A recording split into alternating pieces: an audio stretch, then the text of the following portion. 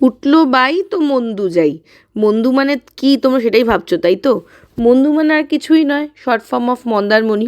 Friday রাত্রেবেলা suddenly বাবাই বলল চলো, কালকে তো সেকেন্ড স্যাটারডে, ছুটি পেয়েছো, একটু ঘুরে আসি কোথাও। ভাবলাম কোথায় আর যাওয়া যায়, কাছে ধারে তো এই মন্দারমণি ছাড়া অগত্যার কোনো গতি নেই। তাই সকাল সকাল বেরিয়ে পড়লাম মন্দারমণির উদ্দেশ্যে।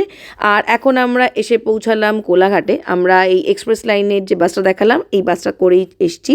এখন আমরা ব্রেকফাস্টে খেয়ে নিচ্ছি একটু লুচি আর এই ঘুগনি।